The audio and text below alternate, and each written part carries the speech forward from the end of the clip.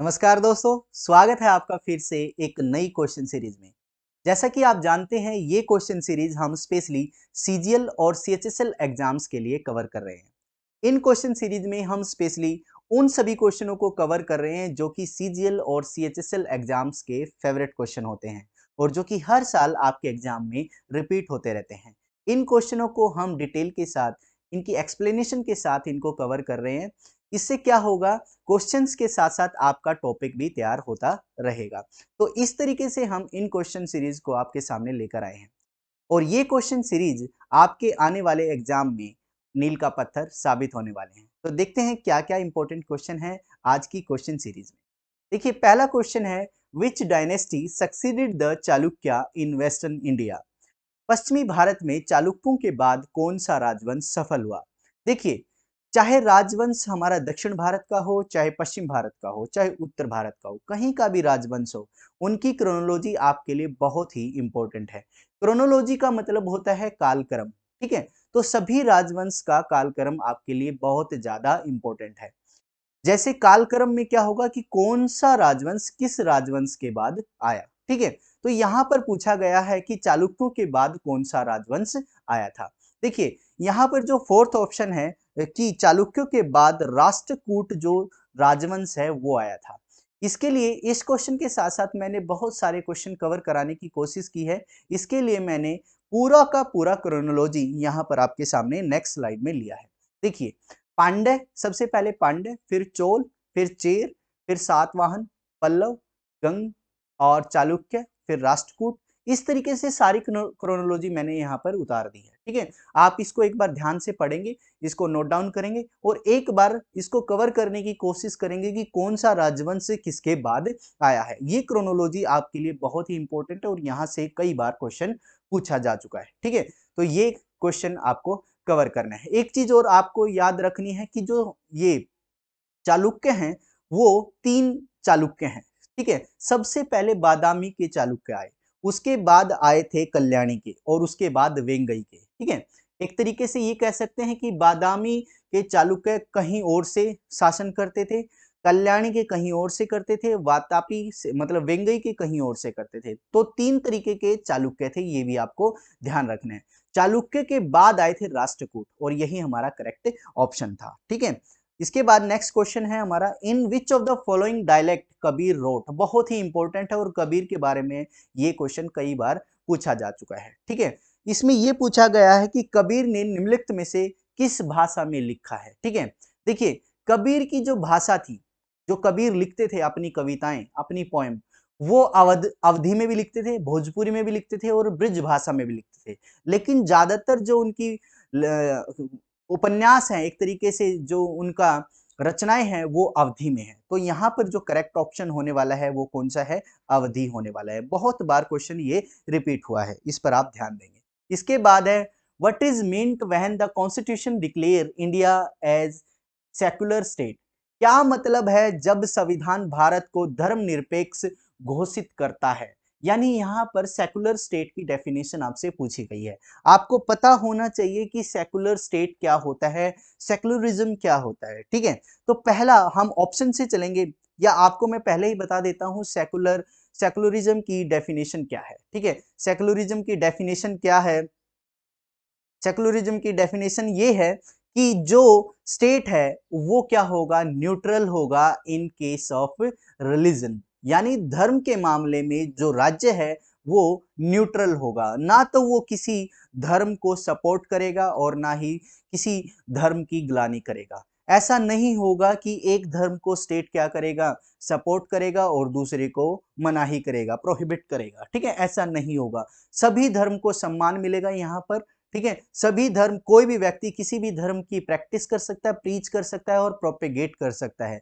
यानी किसी धर्म को अपना सकता है, उसको क्या कर सकता है, उसको उसका प्रचार कर सकता है। ठीक है, ऐसा उसकी पूजा अर्चना कर सकता है। ये सब यहाँ पर कहा गया है। ठीक है, तो क्या है, जो कॉन्स्टिट्यूशन है वो ये कहता है कि भारत क्या है, एक सेक्युलर स्टेट है। तो इसमें से ऑप्शन के माध्यम से हम समझेंगे कि क्या हमारा राइट ऑप्शन है।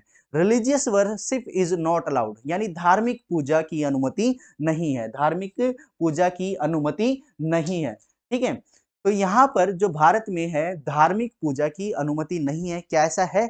नहीं है, बिल्कुल नहीं है। यहाँ पर सभी धर्मों को इजाजत है कि वो धार्मिक पूजा कर सकते हैं। यानी ये ऑप्शन हमारा पहला ऑप्शन गलत है। उसके बाद है religion are patronized by the state, यानी धर्मों को राज्य द्वारा संरक्षण दिया जाता है। नहीं, ऐसा कोई भी धर्म नहीं है जिसको राज्य क्या देगा? संरक्षण देगा। ठीक है, ऐसा कुछ नहीं है, किसी को सपोर्ट करेगा, कोई विशेष धर्म नहीं है भारत में। ठीक है, तीसरा ऑप्शन क्या है? The state regards religion as a private affair of the citizen and does not discriminate on this basis. यही हमारा करेक्ट ऑप्शन है। क्या है इसमें? ये कहा गया है कि स्टेट, जो भी स्टेट है वो क्या करेगा?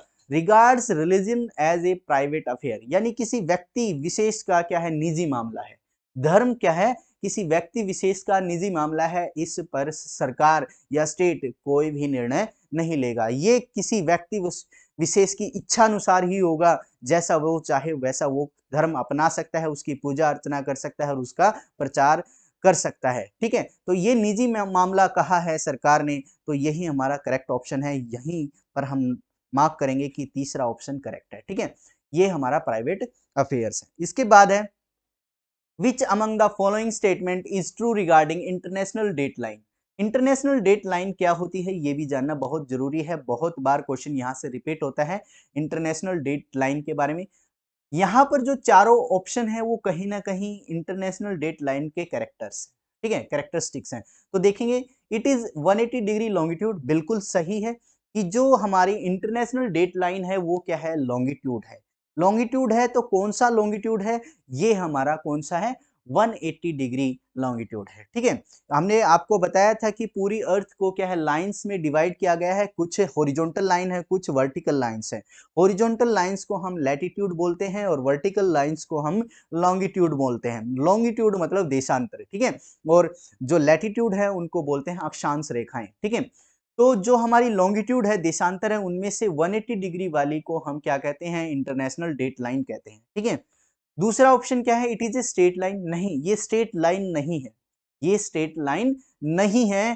क्योंकि क्या होता है जब ये किसी कॉन्टिनेंट्स या किसी आइलैंड से गुजरती है तो एक ही आइलैंड पर दो क्या हो जाएंगे? दिन हो जाएंगे, दो डेट्स हो जाएंगी। ठीक है, एक तरीके से इंटरनेशनल डेट लाइन क्या करती है? मान लो ये हमारा कोई आइलैंड है, ठीक है, और आइलैंड में से ये रेखा है, मान लो ये रेखा यहाँ से इस तरीके से गुजर रही है, तो यहाँ पर अलग दिन होगा, यहाँ पर अलग दिन होगा, एक दिन का डिफरेंस होगा, यहाँ पर अलग होगा, यहाँ पर अलग होगा। अगर हम बीच में से एक आइडियल इंटरनेशनल डेट लाइन खींच देते हैं, ठीक है, तो क्या होगा? एक ही आइलैंड पर दो दिन हो जाएंगे, दो डेट्स हो जाएंगी, जो कि मान्य नहीं होगा। ठीक है, इस तरीके की खामियों को हटाने के लिए हमने क्या किया है? जो आइडियल है इंटरनेशनल डेट लाइन है उसको सीधा ना खींचकर क्या है? जिग-जैग रूप में खींचा है। ठीक है, ऐसे जिग-जैग रूप में खींचा है। क्यों खींचा है? क्योंकि एक ही आइलैंड पर एक ही डे होगा। ठीक है, तो ये भी क्या है? ये गलत ऑप्शन है, सेकंड ऑप्शन गलत रहेगा, ये सीधी रेखा नहीं है। It is a big circle, big circle नहीं है क्योंकि ये हाफ सर्कल है। ठीक है, हाफ सर्कल है। अगर मान लो एक तरफ 180 डिग्री वाली रेखा है तो दूसरी क्या है? 0 डिग्री वाली होगी। ठीक है, एक तरफ 180 वाली है तो दूसरी तरफ 0 डिग्री वाली होगी। सबसे बड़ा सर्कल अर्थ पर क्या है? इक्वेटर है। आपको पता है इक्वेटर सबसे बड़ा सर्कल है। ये भी क्वेश्चन बहुत बार रिपीट हुआ है कि सबसे बड़ा सर्कल कौन सा है? ये हमारा इक्वेटर है। It is a curved line beyond the earth. Earth के बाहर कोई लाइन है? ऐसा बिल्कुल भी नहीं है। ठीक है, ये भी ऑप्शन हमारा गलत है। तो हमारा पहला ऑप्शन यहाँ पर राइट है कि ये 180 डिग्री की लॉन्गिट्यूड है। ठीक है, तो यहाँ पर हमारा करेक्ट ऑप्शन कौन सा होगा? फर्स्ट हमारा करेक्ट ऑप्शन होगा। उसके बाद सेकंड हमारा क्वेश्चन है, नेक्स्ट क्वेश्चन है the famous lagoon lake of India. बहुत ज्यादा इंपॉर्टेंट क्वेश्चन है ये। ठीक है, यहाँ से हम कई क्वेश्चनों को कवर करने की कोशिश करेंगे, देखते हैं क्या क्या इंपॉर्टेंट क्वेश्चन यहाँ से हम कवर कर पाते हैं। देखिए, पहला है डल लेक। जो डल लेक है वो जम्मू कश्मीर की लेक है। बहुत ज्यादा बार पूछा गया क्वेश्चन है कि डल लेक कौन से स्टेट में है? ये जम्मू एंड कश्मीर में। ठीक है, डल लेक के साथ साथ जम्मू कश्मीर की एक फेमस लेक है वुलर लेक। आप ध्यान रखेंगे, वुलर लेक। वुलर लेक क्या है?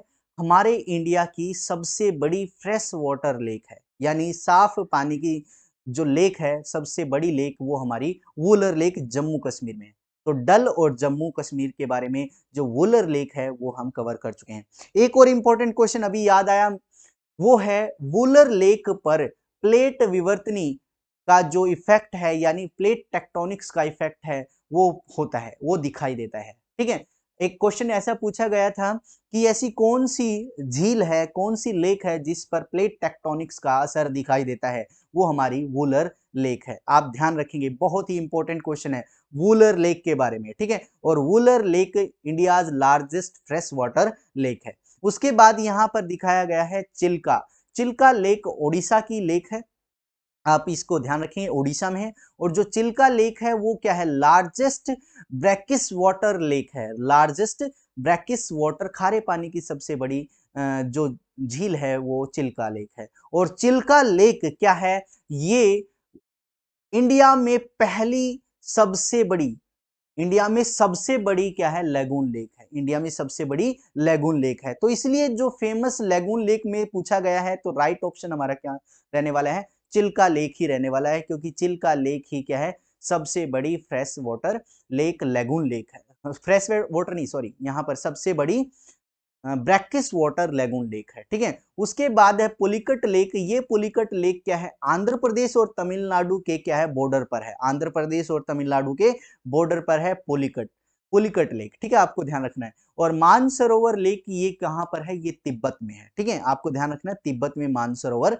लेक है। ठीक है, तो ये लेक बहुत ही इंपॉर्टेंट है। एक लेक और है जो बार बार पूछी जाती है, वो है सांभर लेक। ठीक है, सांभर लेक जो है वो राजस्थान में है।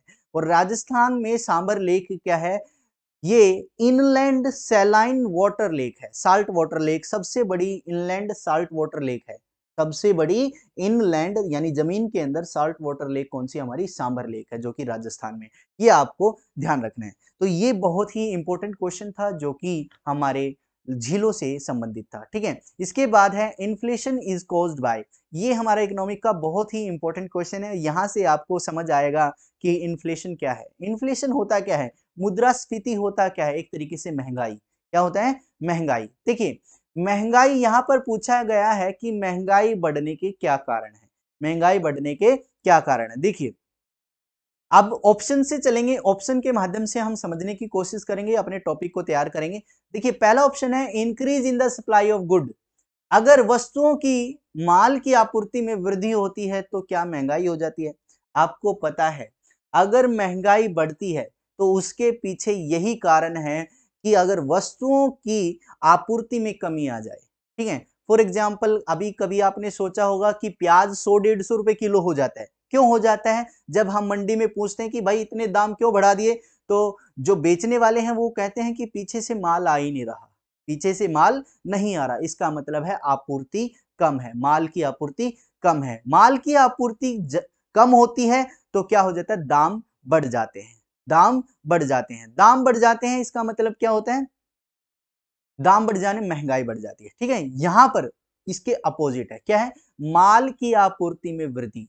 माल की आपूर्ति में वृद्धि मतलब ज्यादा से ज्यादा मार्केट में माल है, ज्यादा से ज्यादा मार्केट में माल है तो क्या होगा, सस्ता हो जाएगा, सस्ता हो जाएगा, इस इन्फ्लेशन कम हो जाएगा, यानी महंगाई कम हो जाएगी। ठीक है, तो ये ऑप्शन हमारा गलत है। ठीक है, ध्यान से समझना इस बात को। उसके बाद है increase in the cash with government. ठीक है, गवर्नमेंट के पास कैश, नगदी ज्यादा हो जाती है तो क्या महंगाई बढ़ जाती है। अब इस क्वेश्चन को आप एक एग्जाम्पल से समझेंगे, और बहुत ही बेसिक एग्जाम्पल है। आप क्या है, अपने पिता को गवर्नमेंट मान लीजिए। ठीक है, अपने पिताजी को या हेड ऑफ फैमिली को क्या है, गवर्नमेंट मान लीजिए, और पूरी फैमिली क्या हो जाएगी, पॉपुलेशन हो जाएगी। ठीक है, इस तरीके से हम समझेंगे, गवर्नमेंट हमारे घर में कौन है, गवर्नमेंट हमारे हेड ऑफ फैमिली है। ठीक है, हेड ऑफ फैमिली यानी आपके पिताजी या दादाजी हैं। ठीक है, जिनके, जिनको हम गवर्नमेंट कहेंगे, और सारी फैमिली पॉपुलेशन है। ठीक है, अब क्या है कि देखिए क्या है, increase in cash with government. अगर आपके पिताजी या हेड ऑफ फैमिली सारा का सारा धन अपने पास ही जमा रखते हैं, अपने पास ही रख लेते हैं, और क्या है, फैमिली को खर्च करने के लिए कोई भी पैसा नहीं देते, तो सारा का सारा अगर पैसा गवर्नमेंट के पास होगा तो पॉपुलेशन के पास पैसा कम हो जाएगा। ध्यान रखिए, पॉपुलेशन के पास पैसा कम हो जाएगा, और पॉपुलेशन के पास अगर पैसा कम हो जाएगा तो तीसरा ऑप्शन यही है कि डिक्रीज इन मनी सप्लाई, यानी मुद्रा आपूर्ति में कमी हो जाएगी, लोगों के पास मुद्रा कम हो जाएगी। यानी दोनों ऑप्शन यहीं से समझ में आ जाएंगे, दूसरा और तीसरा ऑप्शन यहीं से करेक्ट होने वाला है, समझ आने वाला है, ठीक है। तो जैसे ही हमारे पास मुद्रा आपूर्ति में कमी हो जाएगी, हमारे पास पैसा कम हो जाएगा, तो हमारे पास परचेजिंग पावर कम हो जाएगी, हम वस्तुओं को नहीं खरीद पाएंगे, हम खरीदने की इच्छा भी खत्म हो जाएगी और शक्ति भी खत्म हो जाएगी, हम नहीं खरीद पाएंगे। अब जब हम वस्तुओं को नहीं खरीद पाएंगे तो क्या होगा, मार्केट में वो वस्तुएं नहीं बिकेंगी, वो वस्तु नहीं बिकेंगी तो क्या होगा, उनकी कीमत को डाउन करना पड़ेगा, बाजार को, मार्केट को उनकी कीमत डाउन करना पड़ेगा ताकि उनके परचेजिंग शुरू हो सके, उनकी सेलिंग शुरू हो सके, उनको बेचा जा सके। जब आपको पता है कि फॉर एग्जांपल किसी सीजन में कोई सब्जी ज्यादा हो जाती है तो वो 2 रुपए किलो 3 रुपए किलो बिकने लग जाती है, क्यों, उनकी आपूर्ति ज्यादा हो रही है, ठीक है, समझ रहे हो। तो ऐसा ही हम मानेंगे कि हम अगर लोग किसी चीज को खरीदना बंद कर देंगे तो उसकी वैल्यू ऑटोमेटिकली डाउन हो जाएगी, ठीक है। तो कहने का मतलब है अगर गवर्नमेंट के पास पैसा ज्यादा हो जाता है, गवर्नमेंट अपने पास पैसा सिक्योर कर लेती है, तो रिजर्व कर लेती है, तो क्या हो जाता है, पब्लिक के पास मुद्रा आपूर्ति में कमी हो जाती है, यानी डिक्रीज इन मनी सप्लाई हो जाती है, जिसकी वजह से परचेजिंग पावर कम हो जाती है पब्लिक की, और क्या है, वस्तुओं की कीमत डाउन चली जाती है, यानी महंगाई कम हो जाती है। ये दोनों ऑप्शन भी हमारे क्या है, गलत है। अब देखिए, इंक्रीज इन मनी सप्लाई इसके अपोजिट है, तीसरे के अपोजिट है। अगर पब्लिक के पास, अगर दादाजी हमारे हेड ऑफ फैमिली हमें पैसा देते हैं कि जाओ आप शॉपिंग कर सकते हो, तो क्या है, हम पैसा लेकर मार्केट में जाते हैं। ऐसे ही अगर पूरी पब्लिक के पास ज्यादा पैसा होगा तो क्या होगा, ज्यादा से ज्यादा परचेजिंग पावर होगी, ज्यादा से ज्यादा गुड्स एंड सर्विस हम खरीदेंगे, गुड्स एंड सर्विसेज हम ज्यादा से ज्यादा खरीदेंगे तो क्या होगा, हमारी डिमांड बढ़ेगी, हमारी डिमांड बढ़ेगी तो क्या होगा, एक तरीके से आप रिलेशन जानते हैं, डिमांड बढ़ी तो कीमत बढ़ी, ठीक है, डिमांड बढ़ी तो कीमत बढ़ी। आपको आप जानते हैं फॉर एग्जांपल प्याज की अगर डिमांड बढ़ती है तो उसकी कीमत ऑटोमेटिकली हाई हो जाती है, ठीक है। तो यही हमारा राइट ऑप्शन है कि चौथा ऑप्शन जो हमारा है कि increase in money supply, money supply अगर ज्यादा होती है तो क्या हो जाता है, हमारी परचेजिंग पावर ज्यादा हो जाती है, जिसकी वजह से क्या हो जाता है, डिमांड बढ़ जाती है, और डिमांड बढ़ने से क्या हो जाता है, इन्फ्लेशन बढ़ता है, ठीक है, महंगाई बढ़ती है। तो यही हमारा करेक्ट ऑप्शन है। आई होप आपको ये समझ में आया होगा। उसके बाद है which of the following most closely approximate our definition of oligopoly. Oligopoly है होता क्या है, सबसे पहले समझते हैं ओलिगोपोली की डेफिनेशन क्या है।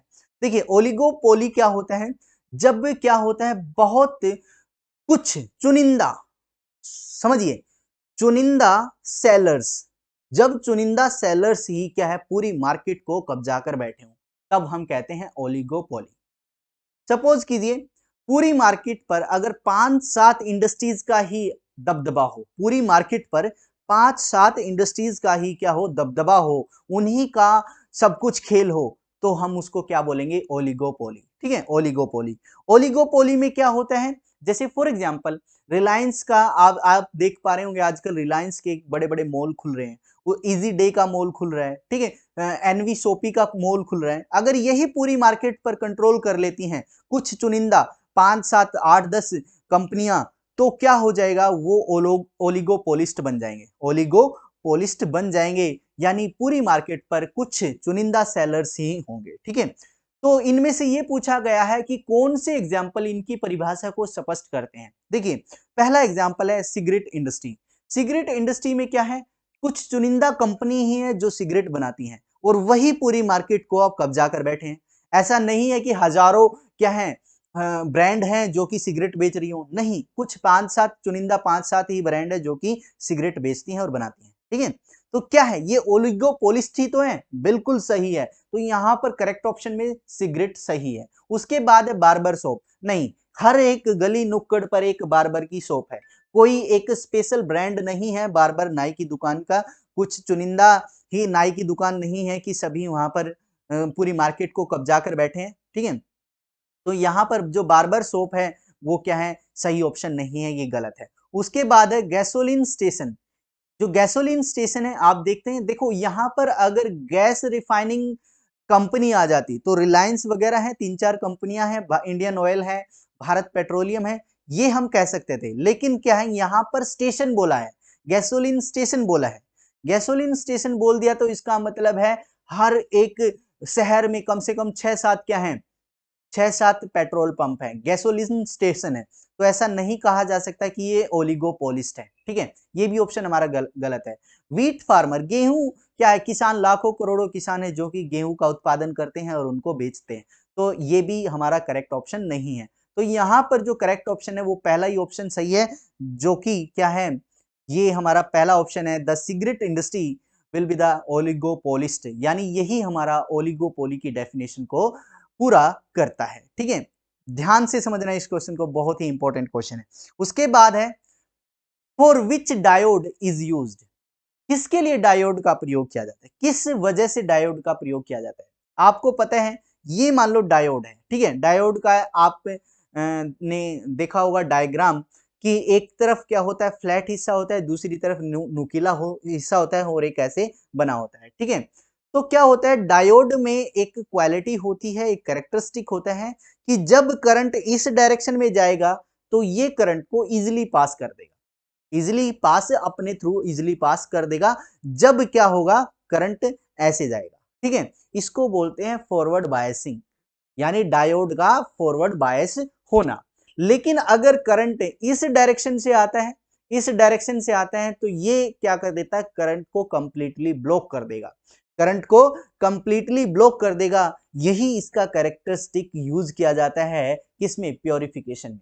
यानी हमें, आपको पता है अल्टरनेटिंग करंट क्या होता है, एक प्लस वाला होता है, एक नेगेटिव, यानी एक फॉरवर्ड बायस, एक रिवर्स बायस, फॉरवर्ड रिवर्स। ठीक है, जो नीचे वाला हिस्सा होता है इसको बोलते हैं रिवर्स बायस। ठीक है, तो कहने का मतलब है, जब भी डायोड में से अगर अल्टरनेटिंग करंट को हम पास करते हैं तो इसकी जो ऊपर वाली, अपर वाली, यानी फॉरवर्ड बायस की कंडीशन है वही सेटिस्फाई होती है, जिसकी वजह से हमें क्या है, सिर्फ पॉजिटिव करंट हमें मिल पाता है, और यही रिफाइनिंग यानी प्योरिफिकेशन के काम आता है। यानी डायोड को हम प्योरिफिकेशन के काम में लाते हैं। तो हमारा ऑप्शन, जो करेक्ट ऑप्शन है, वो फोर्थ ऑप्शन है। ठीक है, तो आप समझ गए होंगे कि डायोड का क्या वर्किंग है।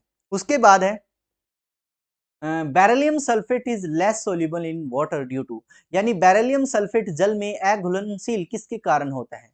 बहुत ही इंपॉर्टेंट क्वेश्चन है। देखिए क्यों है बेरिलियम सल्फेट अघुलनशील किसके कारण होता है। देखिए कोई वस्तु अघुलनशील है, इसका मतलब ये है कि उनमें बॉन्ड एनर्जी या तो ज्यादा है या उनमें ज्वलनशील एनर्जी ज्यादा है, इन्फ्लेशन फ्लेमेबल एनर्जी ज्यादा है, इनफ्लेमेबल एनर्जी ज्यादा है। दो एनर्जी होने की वजह से, ज्यादा होने की वजह से क्या है, वो जल में अघुलनशील होता है। तो यहाँ पर जो करेक्ट ऑप्शन है वो पहला ही ऑप्शन करेक्ट है कि हाई इनफ्लेमेबल एनर्जी होने की वजह से बेरिलियम सल्फेट क्या है, अघुलनशील है। एक मैं आपको एक बात और बताना चाहता हूं इसके बारे में, बेरिलियम सल्फेट कैसे बना। बेरिलियम सल्फेट बना है बेरिलियम को और सल्फ्यूरिक एसिड को मिलाने से बेरिलियम सल्फेट बनता है। ठीक है, ध्यान से सुनना, बेरिलियम को और सल्फ्यूरिक एसिड को मिलाने से बेरिलियम सल्फेट बनता है।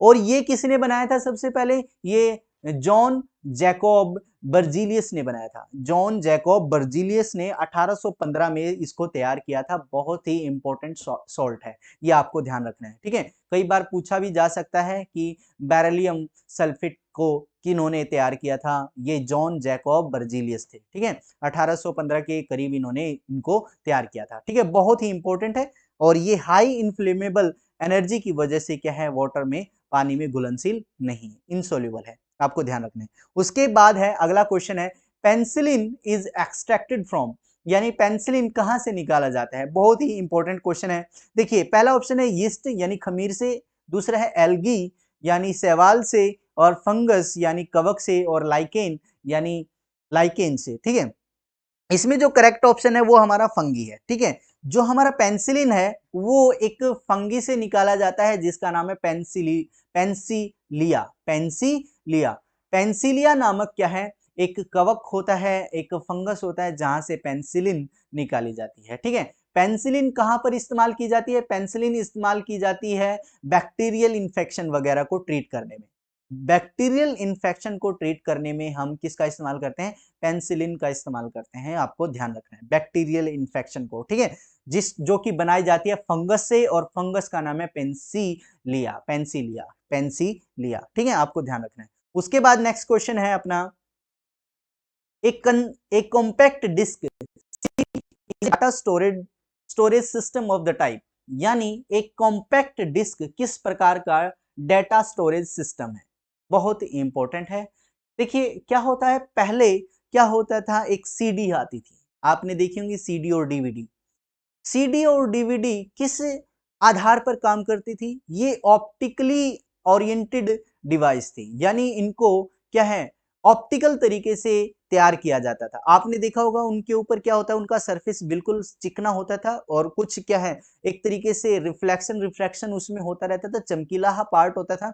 वहां पर डाटा सर्कुलर फॉर्म में क्या किया जाता था, स्टोर किया जाता था, सर्कुलर फॉर्म में स्टोर किया जाता था, और एक ऑप्टिकल डिवाइस उसके ऊपर ऐसे रख दी जाती थी जो घूमती रहती थी, और घूमने की वजह से वो सारे कैरेक्टर्स को, सारे डाटा को पढ़ लेती थी और आपको आपके कंप्यूटर में दिखाई देता था। ठीक है, 700 MB एक सीडी में करीबन 700 MB डाटा स्टोर किया जा सकता था, ये आपको पता है। ठीक है, ये क्वेश्चन भी पूछा जा चुका है कहीं पर कि एक सीडी में लगभग कितना डाटा स्टोर किया जा सकता है, 700 MB के करीब डाटा स्टोर किया जा सकता था। ठीक है, ये ऑप्टिकली डिवाइस थी, ऑप्टिकल डिवाइस थी। तो यहां पर करेक्ट ऑप्शन क्या है, सेकंड ऑप्शन है। सीडी का फुल फॉर्म है कॉम्पैक्ट डिस्क, और रोम का, सीडी रोम बोलते थे, रोम की फुल फॉर्म है रीड ओनली मेमोरी। ठीक है, यहां पर हम कुछ चेंजमेंट नहीं कर सकते थे, सिर्फ रीड कर सकते थे, राइट नहीं कर सकते थे। ठीक है, इस तरीके से एक बार राइट होने के बाद उसको दोबारा राइट नहीं किया जाता था। ठीक है, ये आपको ध्यान रखना है। उसके बाद है Harshvardhan organise the religious assembly eight,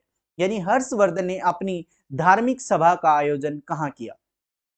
देखिए हर्षवर्धन थे वो थानेसर के पुष्यभूति वंश के क्या थे, राजा थे, और थानेसर में उनकी राजधानी थी, ये आपको अच्छे से पता है। हर्षवर्धन क्या है, एक बार क्या हुआ, उससे पहले कन्नौज की असेंबली हो रही थी। ठीक है, 5 असेंबलियां कन्नौज में हो चुकी थी, और इन असेंबलियों में क्या है, चीनी यात्रियों यानी विदेशी दार्शनिकों को बुलाया जाता था। विदेशी दार्शनिकों में 5वीं असेंबली जो कि कन्नौज में हुई थी, उसमें हेन सांग आए हुए थे, चीनी यात्री हेन सांग आए हुए थे। जब हर्षवर्धन को पता चला कि इनका महत्व ऐसा है, इन असेंबलियों का महत्व ऐसा है, तो उन्होंने भी क्या है, विचार रखा कि मैं भी एक असेंबली करवाऊंगा और मेरी असेंबली सबसे ज्यादा भव्य होगी, सबसे ज्यादा बढ़िया होगी। तो उन्होंने क्या है, गंगा और यमुना के कॉन्फ्लुएंस पर, गंगा और यमुना के मिलन पर प्रयाग में क्या है, एक असेंबली का आयोजन किया, और ये ही धार्मिक सभा क्या है, उनकी पहली धार्मिक सभा थी, एक तरीके से छठी, टोटल 6th असेंबली थी। ठीक है, पहले 5 कन्नौज में हो चुकी थी और छठी प्रयागराज में हुई। ठीक है, तो प्रयाग में छठी असेंबली हुई, और कराने वाले कौन थे, ये थे हर्षवर्धन। और ये जो हर्षवर्धन की जेनरोसिटी के लिए सबसे फेमस क्या है, एक रिलीजियस असेंबली है। क्यों है, क्योंकि यहाँ पर 5 लाख लोग इकट्ठे हुए थे, 5 लाख लोग इकट्ठे हुए थे, और सभी कास्ट, सभी लेवल के लोग यहाँ पर इकट्ठे हुए थे, और हर्षवर्धन ने क्या किया था, अपनी सारी संपत्ति को उनमें दान दे दिया था। तो हर्षवर्धन की जो जेनरोसिटी है यहाँ पर दिखाई देती है कि उन्होंने सारा का सारा धन, सारी संपत्ति लोगों में दान कर दी थी। कहां पर, प्रयाग में। तो यहाँ पर अपना करेक्ट ऑप्शन कौन सा है, सेकंड यहाँ पर करेक्ट ऑप्शन है कि प्रयाग में क्या है, रिलीजियस असेंबली की क्या हुआ, ऑर्गेनाइज करवाया था हर्षवर्धन ने। उसके बाद जो नेक्स्ट क्वेश्चन है वो है, who introduce the famous Persian festival of Nowruz. देखिए नोरोज एक क्या है, पर्सियन फारसी महोत्सव है, फारसी महोत्सव नोरोज है। तो एक क्वेश्चन तो यही क्लियर होता है कि नोरोज कौन सा, किस प्रकार का महोत्सव है, फेस्टिवल है, ये फारसी महोत्सव है। ठीक है, किन्होंने शुरू करवाया, ये करवाया था बलबन ने। तो यहां पर करेक्ट ऑप्शन कौन। उसके बाद January 26 selected as the date for the inauguration of constitution because, 26 जनवरी को संविधान के उद्घाटन की तिथि के रूप में चुना गया, क्योंकि बहुत बार पूछा जाता है ये सवाल, बहुत बार रिपीटेड क्वेश्चन है ये। क्यों, क्योंकि संविधान कब लागू हुआ सभी जानते हैं, 26 जनवरी 1950 को संविधान लागू किया गया था। ठीक है, लेकिन क्यों किया गया था, 26 जनवरी ही क्यों इंपॉर्टेंट थी उनके लिए, ये क्वेश्चन बहुत ही बार रिपीट होता है और बहुत ही इंपॉर्टेंट है। देखिए 26 जनवरी 1930, ध्यान रखिए 26 जनवरी 1930 को क्या हुआ था, लाहौर का अधिवेशन हुआ था, लाहौर का कांग्रेस अधिवेशन हुआ था 26 जनवरी 1930 को। 26 जनवरी 1930 को सभी कांग्रेसियों ने क्या है एक शपथ ली थी कि हम भारत को क्या है स्वतंत्रता दिलाकर ही अब मतलब स्वतंत्रता दिलाकर ही रहेंगे, हम भारत को एक पूर्ण स्वराज का दर्जा दिलाकर ही रहेंगे। तो ये जो शपथ जो ली गई थी वो 26 जनवरी 1930 को ली गई थी। कहां पर ली गई थी? लाहौर में। कौन सी नदी के किनारे ली गई थी? रावी नदी के किनारे। तो ये 3-4 क्वेश्चन बहुत ही इंपॉर्टेंट है, कब, कहां और क्यों। ठीक है, इसका मतलब क्या है, 26 जनवरी को ही क्यों अपना संविधान लागू किया गया? क्योंकि 26 जनवरी 1930 को शपथ ली गई थी, पूर्ण स्वराज की शपथ ली गई थी। और किनके द्वारा ली गई थी? ये कांग्रेस अधिवेशन में, लाहौर अधिवेशन में ली गई थी। और कौन सी नदी के किनारे ली गई थी? ये ली गई थी रावी नदी के किनारे। तो 26 जनवरी इसीलिए हमारे लिए बहुत ही इंपॉर्टेंट डे है। तो यहाँ पर क्या है, अब देखिए जो तीसरा ऑप्शन यहाँ पर करेक्ट ऑप्शन है, क्या है? The Congress had observed it as the independence day in 1930, यानी कांग्रेस ने 1930 में इसे स्वतंत्रता दिवस के रूप में मनाया था। कहां पर मनाया था? लाहौर में। कौन सी नदी के किनारे? ये रावी नदी के किनारे। तो तीसरा ऑप्शन यहां पर करेक्ट है, तो आप यहां पर ध्यान देंगे। ठीक है, इसके बाद the grand canyon is located on the, यानी ग्रांड कैनियन अवस्थित है। कैनियन होता क्या है? कैनियन होता है जब एक कोई नदी लंबे समय से बह रही हो, कहीं किसी पर्टिकुलर क्षेत्र से बह रही हो, किसी पर्टिकुलर रीजन से बह रही हो, पथरीला पथरीला रीजन हो, तो क्या है, पानी क्या करता है? पत्थर को भी काट देता है। आपको पता है पत्थर को भी काट देता है पानी, जिसकी वजह से जो नदी है वो कुछ समय बाद एक खाई के रूप में तैयार हो जाती है, एक गहरी संकीर्ण खाई बन जाती है नदी की, उसको कैनियन कहा जाता है। ठीक है, तो ग्रैंड कैनियन, वर्ल्ड में एक ग्रैंड कैनियन है, ये कहां पर है ये पूछा गया है। देखिए ग्रैंड कैनियन यूएसए में है, यूएसए में, अमेरिका में। अमेरिका में कहां पर है? अमेरिका में जो स्टेट ऑफ एरिजोना है, स्टेट ऑफ एरिजोना है, उसमें कोलोराडो कोलोराडो जो रिवर है, कोलोराडो जो रिवर है उसी पर बना एक कैनियन है। ठीक है, तो आपको ध्यान रखना है यूएसए में स्टेट ऑफ एरिजोना में कोलोराडो रिवर पर बना हुआ एक कैनियन ग्रैंड कैनियन है। ठीक है, तो यहां पर जो करेक्ट ऑप्शन है वो कौन सा है? पहला ऑप्शन करेक्ट है। राइन जो रिवर है वो क्या है?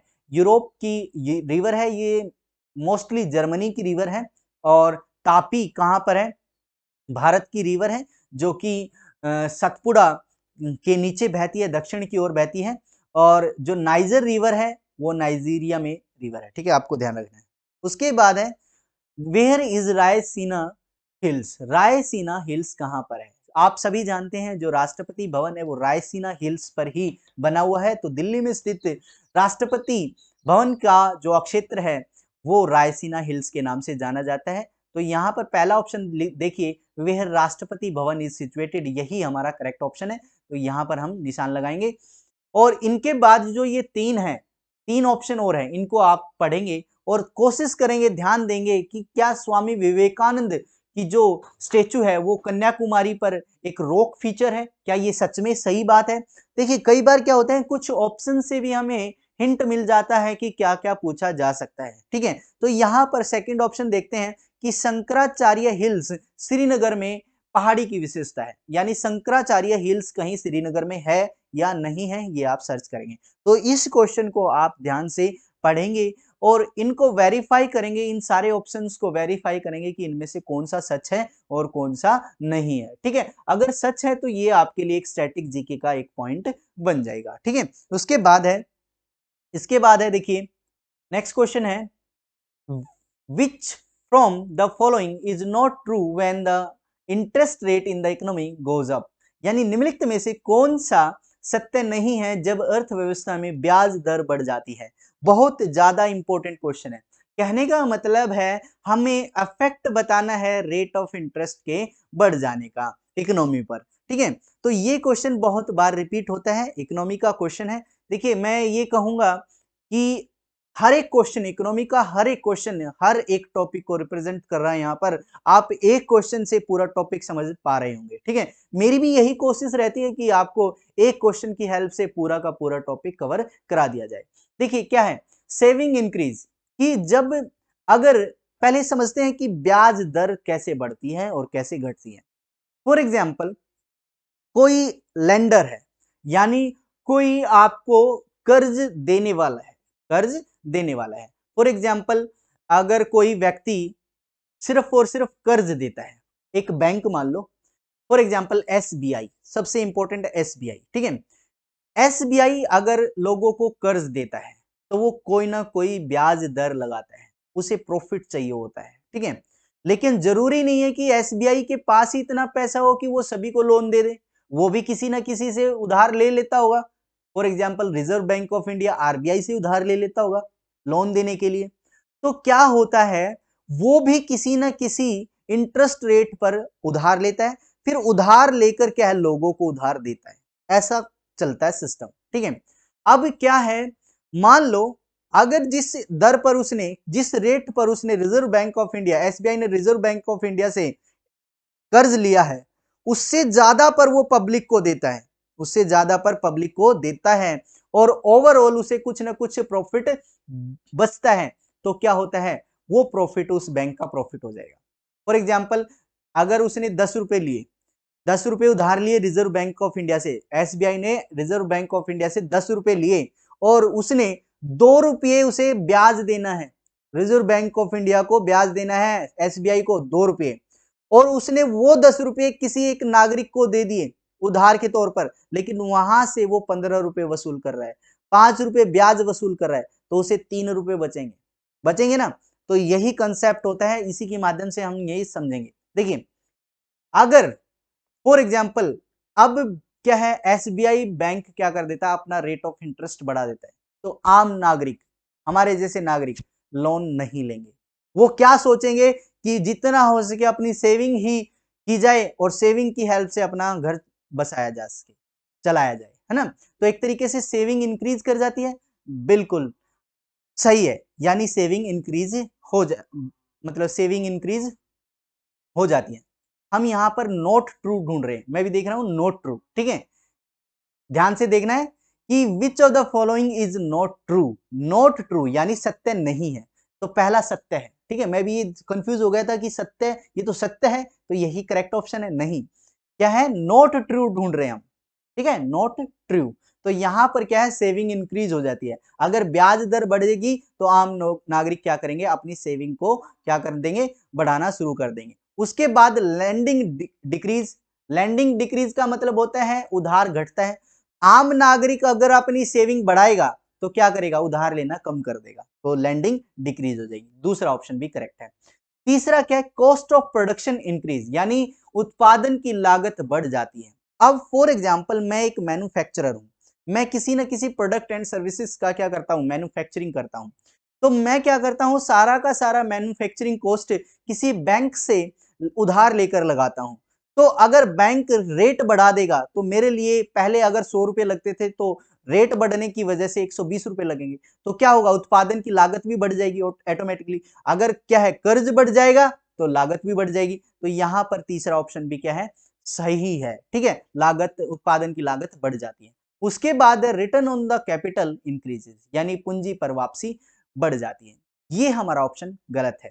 क्यों गलत है, चौथा ऑप्शन गलत है, इसको भी समझेंगे एक बार, लेकिन मैं यहां पर निशान लगा देता हूं कि ये कैसे गलत है। यही हमारा कहने के तौर पर राइट ऑप्शन है, क्वेश्चन के अकॉर्डिंग राइट है, लेकिन ये क्या है, गलत ऑप्शन है कि पूंजी पर वापसी बढ़ जाती है, ये गलत है। देखिए, पूंजी पर वापसी कैसे बढ़ जाती है, देखिए, फॉर एग्जाम्पल, अगर आरबीआई इंटरेस्ट रेट बढ़ा देता है, जैसे मैंने 10 रुपए का एग्जाम्पल लिया था, एसबीआई 10 रुपए लेता है आरबीआई से, 12 रुपए लौटाता है, ठीक है, 2 रुपए ब्याज के आरबीआई को। और एसबीआई क्या करता है, पब्लिक को क्या कर देता है, 10 रुपए लैंड करता है और 15 रुपए वसूलता है, 3 रुपए का प्रॉफिट हो जाता है एसबीआई को, ठीक है।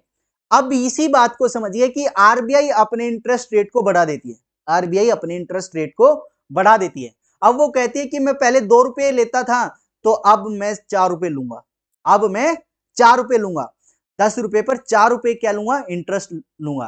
तो एसबीआई ने जो 10 रुपए लिए थे, वापिस लौटाने कितने हैं, 14 रुपए, और पब्लिक से कितने लिए, 15 रुपए। तो 1 रुपए का ही फायदा हुआ, पहले 3 रुपए का होता था, अब 1 रुपए का फायदा हुआ, यानी रिटर्न्स जो एसबीआई का रिटर्न्स है वो कम हो गया। वही यही एग्जांपल से हम समझेंगे ये चौथा ऑप्शन कि पूंजी पर वापसी घट जाती है और यहां पर क्या है, बढ़ जाती है। तो ये ऑप्शन गलत हमारा, तो हमें नॉट ट्रू ही ढूंढना था, तो नॉट ट्रू यही है। तो चौथा ऑप्शन हमारे लिए करेक्ट है। आप इस क्वेश्चन को जितना हो सके उतना अच्छे से समझिए, हो सके तो इसको रिपीट करके, इस वीडियो को रिपीट कीजिए और इस क्वेश्चन को दोबारा देखिए, ठीक है। तो ये बहुत ही इंपॉर्टेंट क्वेश्चन है, समझना। इसके बाद है नेक्स्ट क्वेश्चन है, one of the essential condition for the perfect competition is, पूर्ण प्रतियोगिता के लिए आवश्यक शर्तों में से है। देखिए, पूर्ण प्रतियोगिता यानी परफेक्ट कंपटीशन मार्केट में कैसे होता है, इसको मैं पहले समझते हैं फिर ऑप्शन पर आते हैं। तो नेक्स्ट स्लाइड में मैंने क्या किया है, इसको समझाने की कोशिश की है। देखिए, ये परफेक्ट कंपटीशन का एक स्ट्रक्चर है। परफेक्ट कंपटीशन में क्या क्या होता है यहां पर दर्शाया गया है कि अगर मार्केट किसी सेलर्स के बीच, मार्केट में किसी सेलर्स के बीच, किन्हीं सेलर्स के बीच अगर परफेक्ट कंपटीशन होता है, तो उसके लिए जो फैक्टर्स होते हैं वो फैक्टर इसके चारों ओर बताए गए हैं, ठीक है। ये चारों ओर जो फैक्टर्स हैं ये बताए गए हैं कि परफेक्ट कंपटीशन कैसे होता है। सबसे पहले लिखा हुआ है होमोजीनियस प्रोडक्ट। होमोजीनियस प्रोडक्ट, अगर परफेक्ट कंपटीशन करना है किसी मार्केट में, तो सभी सेलर्स के पास एक तरीके की वस्तु मिलेगी, एक ही तरीके के वस्तु मिलेंगी, गुड्स एंड सर्विसेज मिलेंगी एक ही प्रकार की। तो होमोजीनियटी होनी चाहिए प्रोडक्ट्स में, ठीक है, तभी परफेक्ट कंपटीशन हो पाएगा। उसके बाद है लार्ज बायर और लार्ज सेलर होने चाहिए, ठीक है, यानी खरीदने वाले भी ज्यादा होने चाहिए और बेचने वाले भी ज्यादा होने चाहिए। दूसरा, नो आर्टिफिशियल रिस्ट्रिक्शन, कोई भी पाबंदी नहीं होनी चाहिए, कोई भी कहीं पर खरीद सकता है। उसके बाद नो ट्रांसपोर्टेशन कॉस्ट, कोई भी व्यक्ति ट्रांसपोर्टेशन का खर्च नहीं लेगा, ठीक है, कोई भी सेलर ट्रांसपोर्टेशन का खर्च नहीं लेगा। कहने का मतलब होता है प्राइस भी सेम होंगे, ठीक है। फ्री एंट्री एंड एग्जिट क्या है, एक तरीके से कस्टम भी क्या होगा, फ्री ऑफ कॉस्ट होगा। उसके बाद perfect knowledge of price and technology, सभी बायर्स को परफेक्ट नॉलेज होगी उसके प्राइस के रिगार्डिंग और उसके टेक्नोलॉजी के रिगार्डिंग। कहने का मतलब है जब बहुत सारे बायर्स हों, बहुत सारे सेलर्स हों और सभी सेलर्स एक ही तरीके की वस्तु बेचते हों, एक ही दाम पर बेचते हों, एक ही तरीके से ट्रांसपोर्टेशन हो, एक ही तरीके से सारी कस्टम्स हो, और एक ही तरीके से क्या हो, रिस्ट्रिक्शन, कोई भी रिस्ट्रिक्शन ना हो, तब क्या होता है, परफेक्ट कंपटीशन होता है। सभी सेलर्स क्या फेस करेंगे, परफेक्ट कंपटीशन को फेस करेंगे, ये आपको ध्यान रखना है। तो अब देखिए यहां पर अपने क्वेश्चन में क्या पूछा गया था, one of the essential condition for the perfect competition is, यानी पूर्ण प्रतियोगिता के लिए आवश्यक शर्तों में से एक है प्रोडक्ट डिफरेंशिएशन, नहीं, प्रोडक्ट एक होगा, यानी वस्तु एक ही प्रकार की होगी, भेदभाव नहीं होगा, उत्पाद भेदभाव नहीं होगा। तो परफेक्ट कंपटीशन के लिए जरूरी है कि होमोजेनिटी होनी चाहिए प्रोडक्ट्स में, यानी होमोजीनियस प्रोडक्ट होना चाहिए, यानी ये ऑप्शन हमारा गलत है पहला। दूसरा क्या है, multiplicity of the prices for the identical product at any one time, ये भी गलत है। मल्टीप्लिसिटी नहीं होनी चाहिए, जो प्राइस है वो भी सेम होना चाहिए, होमोजीनियस प्राइस होना चाहिए, सभी एक वस्तु के लिए हर जगह प्राइस एक ही होना चाहिए, तभी परफेक्ट कंपटीशन हो जाएगा। तो सेकंड ऑप्शन भी गलत है। तीसरा है many sellers and a few buyers, ये भी गलत है, क्योंकि many sellers and many buyers होने चाहिए, बहुत ज्यादा लार्ज सेलर होने चाहिए, लार्ज बायर होने चाहिए, तभी क्या होता है, परफेक्ट कंडीशन, कंपटीशन की कंडीशन आ पाती है। उसके बाद जो फोर्थ ऑप्शन है वही करेक्ट है, only one price for identical good at any one time, यानी एक ही समय पर किसी एक समान वस्तु के लिए केवल एक ही कीमत होनी चाहिए। यानी अगर आपको नमक खरीदना है तो जितने दुकानदार होंगे सभी पर नमक की थैली की कीमत 20 रुपए ही होगी, ठीक है, यानी नमक की कीमत हर जगह एक ही होगी और एक ही क्वालिटी का नमक वहां पर मिलेगा, तब वहां पर परफेक्ट कंपटीशन होगा। तो आप यह इसको एग्जाम्पल को ध्यान रखना। उसके बाद जो नेक्स्ट क्वेश्चन है वो है, who among the following develop the technology of underground nuclear explosion. देखिए, इनमें दो फेमस पर्सनैलिटी हैं जो हमें कवर करनी है, एक डॉक्टर होमी जे बाबा ये और विक्रम साराभाई। तो यहां पर जो करेक्ट ऑप्शन है वो है डॉक्टर होमी बाबा। जो होमी बाबा है वो फाउंडर है टीफर के, TIFR Tata institute of fundamental research, एक तो ये बात। दूसरी बात, इनको father of nuclear technology in India कहा जाता है, फादर ऑफ न्यूक्लियर प्रोग्राम कहा जाता है, ये आपको ध्यान रखना है। यानी इन्होंने ही न्यूक्लियर जो प्रोग्राम्स हैं उनको एस्टेब्लिश किया था, उनकी अवधारणा को बनाया था। उसके बाद डॉक्टर विक्रम साराभाई, इनको कहा जाता है father of Indian space programme, father of Indian space programme, इन्हीं को कहा जाता है, विक्रम साराभाई को। और ये फाउंडर है इसरो के, यानी इंडियन स्पेस रिसर्च ऑर्गेनाइजेशन के फादर हैं। ये आपको ध्यान रखना है, ठीक है। इन दोनों फेमस पर्सनैलिटीज के बारे में आपको कवर करना है, ठीक है। तो ये यहाँ पर इंपॉर्टेंट था। तो हमारा राइट ऑप्शन यहाँ पर फर्स्ट है, डॉक्टर होमी बाबा। यही हमारे क्या है, न्यूक्लियर एक्सप्लोजन के क्या है, टेक्नोलॉजी के क्या है, तकनीक की विकास करने वाले व्यक्ति हैं। एक चीज और आपको ध्यान रखना है कि जो हमारा पहला परमाणु परीक्षण हुआ था वो कहां पर हुआ था, ये पोखरण में हुआ था। कब हुआ था, ये 7 सितंबर 1974 को हुआ था। 7 सितंबर 1974 को पहला परमाणु परीक्षण हुआ था। कहां पर हुआ था, पोखरण में हुआ था। इस ऑपरेशन का क्या नाम था, स्माइलिंग बुद्धा। ये आपको ध्यान रखना है, बहुत ही इंपॉर्टेंट है और बहुत बार रिपीट होता रहता है। उसके बाद है नेक्स्ट क्वेश्चन है, cement is made hard with, यानी सीमेंट को सख्त बनाया जाता है, पानी डालकर ही सख्त बनाते हैं, तो हाइड्रेशन बोलते हैं, और डिसोसिएशन ऑफ वाटर कहते हैं इसको। तो सेकंड ऑप्शन यहां पर करेक्ट होगा। इसके बाद है, which is the effect of antigen in an ill person. Antigens होते क्या है, देखिए वैक्सीन के अंदर एंटीजन्स होते हैं, वैक्सीन के अंदर क्या होते हैं, एंटीजन्स होते हैं। जो हमें अभी कोविड के लिए वैक्सीन लगाई गई है उसमें भी क्या है, एंटीजन्स होते हैं। एंटीजन्स क्या करते हैं, वो हमारे अंदर जाते हैं। हमारे अंदर क्या प्रेजेंट है, WBC, व्हाइट ब्लड सेल्स। और व्हाइट ब्लड सेल्स के अंदर क्या प्रेजेंट है, बी सेल और टी सेल। ध्यान रखना, बी सेल और टी सेल्स। और यही बी सेल्स क्या करती हैं, उस एंटीजेंस को एब्जॉर्ब कर लेती है। एंटीजेंस जो वैक्सीन में प्रेजेंट एंटीजेंस हैं उनको एब्जॉर्ब कर लेती है, और वही एब्जॉर्ब होने के बाद एंटीजेंस क्या करती हैं, वो स्टिमुलेट करती हैं अपने इम्यून सिस्टम के रिस्पांस को। इम्यून सिस्टम के रिस्पांस को बी सेल्स क्या करती हैं, स्टिमुलेट करती हैं, एक्टिव करती हैं with the help of T cell. B self help लेती है टी सेल्स की, ध्यान रखना।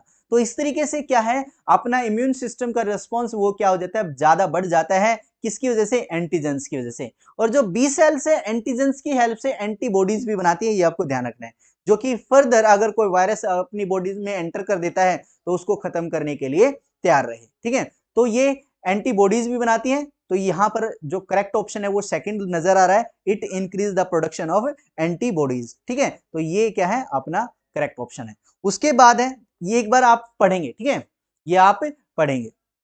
उसके बाद क्या है, the basic application of an AND gate in computer is. AND gate का मूल अनुप्रयोग क्या है, देखिए बहुत सारे गेट्स हैं आपको पढ़ने, और गेट से क्वेश्चन बहुत बार पूछा जाता है आपके सीजीएल और सीएचएसएल के एग्जाम में।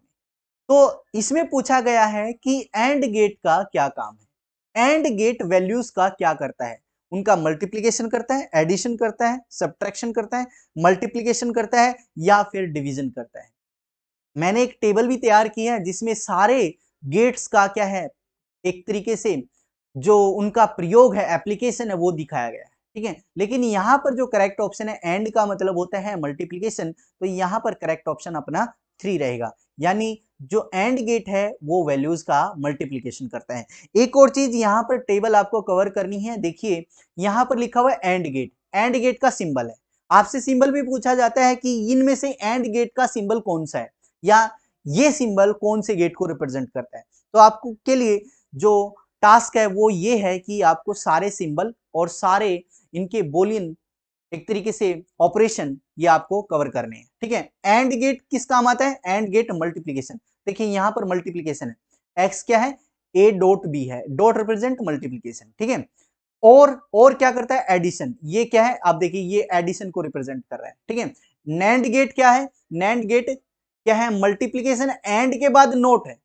नैंड कब बना, एंड के आगे एन लिखा हुआ है, एंड के आगे एन लिखना मतलब नैंड, एंड होके नोट हो जाएगा, यानी जो भी यहां पर वैल्यू आएगी उसका अपोजिट हो जाएगा, उस पर नोट लग जाएगा, ठीक है। ये आपको कवर करने हैं, ये टेबल आपको कवर करनी है। एक बार इसका स्क्रीनशॉट लेंगे और इसको कवर करेंगे कि क्या क्या ऑपरेशंस हैं, ठीक है, किसी पर्टिकुलर डायोड के, ठीक है, गेट के, सॉरी डायोड नहीं, गेट के, ठीक है।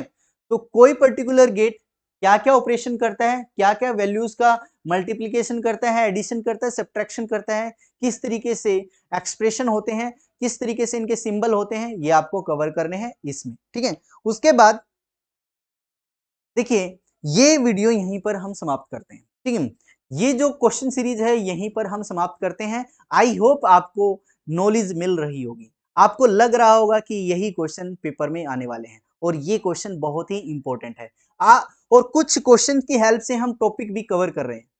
तो अगर आपको ये क्वेश्चन सीरीज अगर पसंद आती है तो चैनल को प्लीज लाइक कीजिए, शेयर कीजिए और सब्सक्राइब कीजिए। Thank you very much.